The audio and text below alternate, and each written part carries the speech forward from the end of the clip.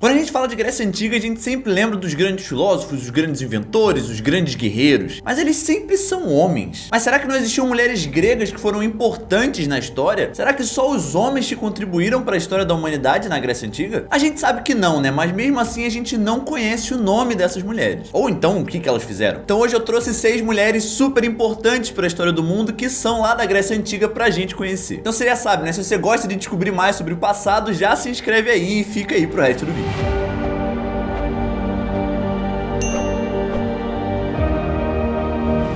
A primeira que a gente vai falar é a Safo de Lesbos, que foi uma super poeta considerada na antiguidade uma das maiores escritoras do mundo. Pelo que tudo indica, ela fazia um binômio na literatura junto com Homero, então sendo Safo e Homero os maiores escritores que o mundo já viu. Bem, pelo menos naquela época e na opinião dos gregos, tá? E a gente acha que ela fazia esse binômio pelo jeito que ela era chamada, porque o Homero era conhecido pelos gregos como o poeta e a Safo era conhecida como a poetisa. Então muito provavelmente eles estavam juntinhos aí nessa dupla da literatura. Na maioria de seus poemas era muito presente a questão da feminilidade e a questão amorosa, tanto por outras mulheres quanto por homens. Além disso, ela é considerada um dos símbolos feministas da antiguidade por ter criado uma escola para mulheres lá na ilha de Lesbos, onde lá ela ensinava filosofia, poesia, dança e arte. Mas também ela já escreveu muitos poemas eróticos que infelizmente foram destruídos pelos monges copistas cristãos na Idade Média. E por tudo isso, as mulheres de Lesbos passaram a ser consideradas mais livres e independentes do que as outras mulheres da Grécia, o que obviamente fez elas serem perseguidas pela história, né? As mulheres que viviam sobre os ensinamentos da Safo ficaram conhecidas como as safadas, e as mulheres da ilha passaram a ser conhecidas como promíscuas, da onde veio o termo lésbica, que desde o século passado passou a ser usado também para tentar diminuir a imagem das figuras das mulheres homossexuais do mundo. O que obviamente não deu certo e elas se apropriaram, graças a Deus, desse termo. E aí, só um adendo importante, eu também tô dando só uma pinceladinha aqui na vida delas. Se você achou interessante, eu acho que todas elas merecem um vídeo próprio. Se você quiser ver isso, só comentar aqui. Mas vamos seguir. A próxima da lista é a Areta de Cirene, que foi uma filósofa do século IV a.C. e uma das discípulas dos ensinamentos de Sócrates. A Areta foi introduzida à filosofia pelo seu pai, o Aristipo, que era um seguidor direto do próprio Sócrates. Não esse Sócrates,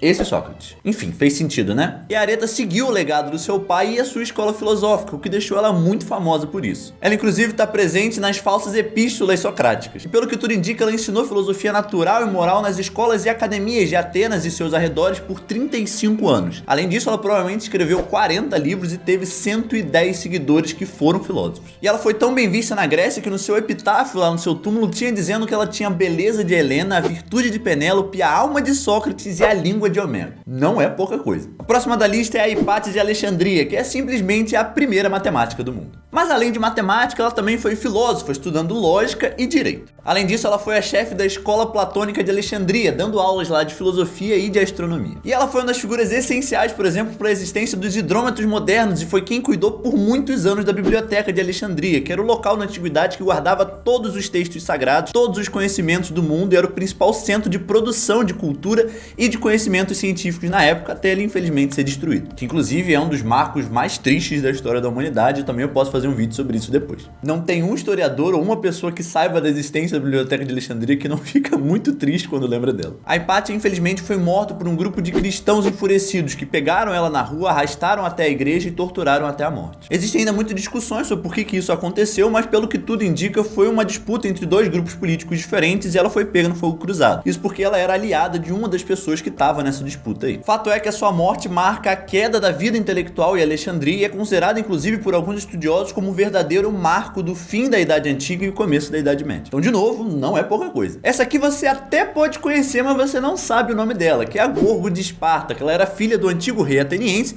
e a esposa do famoso Leônidas, que era o rei de Esparta na época que ela estava viva, que é aquele mesmo do filme do 300 lá, que foi morto na Batalha de Termópilas. Ela é conhecida por ter sido fundamental no reinado do seu pai e do seu marido, dando vários conselhos e tomando várias decisões por eles. Ela também é uma das únicas mulheres nomeadas nos registros históricos do Heródoto, que é o primeiro historiador do mundo e da onde vem a maioria dos nossos conhecimentos sobre a Grécia Antiga. Então, se ele colocou o nome dela, e geralmente ele não colocava o nome de mulheres, é porque ela realmente era muito importante e muito poderosa naquela época. Seguindo a nossa lista, agora a gente tem a Aspásia de Atenas, que foi uma das mulheres mais influentes da Grécia Antiga. Ela era a esposa do Péricles. Não esse Péricles. Esse Péricles, que era simplesmente um dos maiores líderes do mundo grego. Ela foi a sua companheira, provavelmente não casada com ele porque ele já tinha se divorciado antes e foi quem ensinou para ele a retórica, que é simplesmente a habilidade que transformou ele num dos maiores oradores que o mundo já viu. Só isso. Não só um dos maiores oradores do mundo, como um dos políticos mais importantes e famosos de toda a história da humanidade. Simplesmente isso. Ela era uma grande incentivadora da cultura e transformou a sua própria casa numa verdadeira casa de cultura. Filósofos e pensadores vinham do mundo grego inteiro para se reunir na sua casa e discutir várias ideias. Segundo algumas fontes antigas, ela foi uma das principais influenciadoras do próprio Sócrates, que coloca ela como uma das principais personalidades que influenciaram ele no seu desenvolvimento intelectual e filosófico. Então assim, ela é fundamental para a filosofia grega e a gente nem sabia o nome dela. E por último, mas definitivamente não menos importante, a gente tem a Agnodice de Atenas, que foi simplesmente a primeira mulher a ter relatos dentro da Grécia. Se você for pesquisar todos os documentos gregos, o primeiro nome feminino que aparece é o dela. E ela foi a primeira médica da Grécia Antiga, que aprendeu a profissão indo disfarçada de homem nas aulas do Hieréfilo. E depois de formada, ela se especializou em obstetrícia e ginecologia, atendendo as mulheres dos chefes atenienses sem se disfarçar como homens, porque isso deixava elas muito incomodadas, que fazia que a maioria, inclusive, não buscasse tratamento médico. Porque tem toda aquela coisa, né? Uma área muito delicada, especialmente naquela época onde provavelmente aconteciam muitos abusos, a maioria das mulheres não se sentiam à vontade para ir no ginecologista. Então, como ela era uma mulher, ficava muito mais fácil. Isso com certeza foi fundamental para evitar a morte de muita gente. E obviamente, por conta disso, ela foi perseguida e inclusive julgada lá dentro de Atenas. E aí nesse julgamento, como ela tinha o apoio das mulheres da elite, ela conseguiu que essa perseguição não desse nada. Inclusive a lei que proibia as mulheres de estudar medicina caiu por terra, o que permitiu que outras mulheres pudessem de fato seguir aí na carreira médica. Então assim, ela é fundamental no direito e na história das mulheres e na própria história da medicina como um todo. Pronto, agora você já sabe o nome de alguma das mulheres.